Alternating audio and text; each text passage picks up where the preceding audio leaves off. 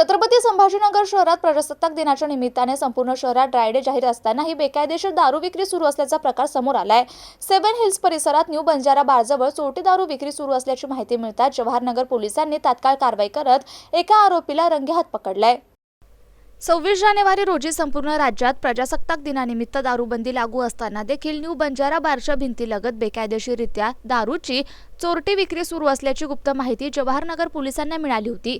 माहितीच्या आधारे पोलीस निरीक्षक सचिन कुंभार यांच्या मार्गदर्शनाखाली पोलीस अंमलदार मारुती गोरे यांनी सायंकाळी 8:30च्या सुमारास सापळा रचत ही कारवाई केली। यावेळी 2 व्यक्ती दारू विक्री करताना आढळून आले, तर पोलिसांना पाहताच एक आरोपी पळून गेला। तर संकेत अरुण लोटकर या 24 वर्षीय तरुणाला पोलिसांनी पाठलाग करून ताब्यात घेतले। या आरोपीकडून तब्बल 6,645 रुपयांची विदेशी दारू जप्त करण्यात आली आहे। तर आरोपीकडे दारू विक्रीचा कोणताही परवाना नसल्याचं तपासात निष्पन्न झालंय। या प्रकरणी जवाहरनगर पोलीस ठाण्यात संकेत अरुण लोटकर आणि फरार आरोपी रामदास सोनवणे यांच्या विरोधात महाराष्ट्र दारूबंदी कायद्यानुसार गुन्हा दाखल करण्यात आला आहे।